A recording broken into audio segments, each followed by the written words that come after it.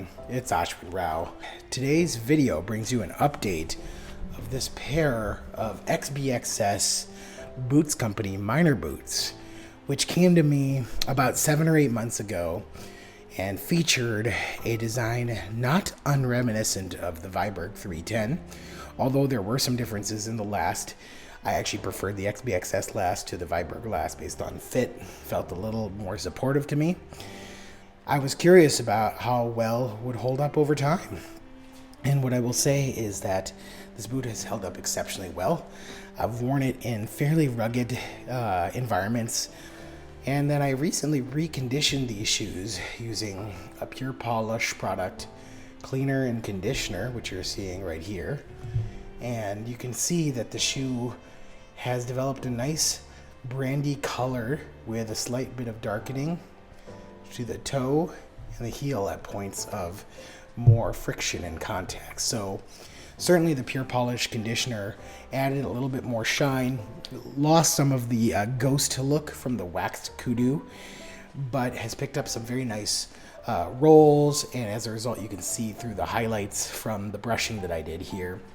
And the darkening to me actually has been nice, because prior to me doing the conditioning, the toes and the heels were rather dark, whereas the rest of the body was a little less dark, other than at friction points such as here, and certain spaces where you see more likely to be contact with fabrics such as my pants.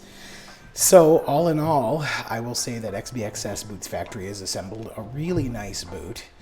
You can see that it has maintained its structural integrity great. The leather, which is from Charles F. Stead, is admirably nice. The stitches have remained very much in place. This is a boot that really is built to last a lifetime. And while it is reminiscent of the Viberg 310, there are some differences, such as this heel, which is more of a Cuban style heel, the Dr. Sole 1220 military green colored sole, which is not featured or available through Viberg.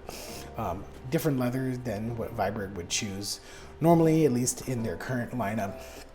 So you certainly can get a certain amount of personalization.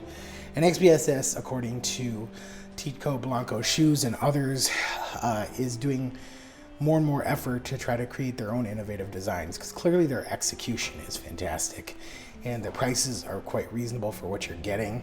A really nice, comfortable, shapely, innovative shoe that's going to age well. And this brandy wax kudu, as you can see, is really taking on some cool characteristics, which I'm really excited about. So I am very happy to report that my XBXS Boots Factory minor boots, my very first acquisition from XBXS Boots Factory, has done quite well in terms of its aging.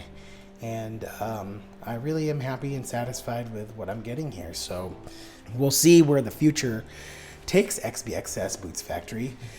The fact that they can execute such brilliant patterns so well, that they have unique and shapely lasts, they do a really good job at clicking the leathers to create these nice patterns and rolls, that they choose leathers that have nice patina properties, and that you can revive these shoes quite well just with a little bit of brushing and conditioning, to me speaks the world of their quality, and I'm excited to see how they evolve as a brand in 2023.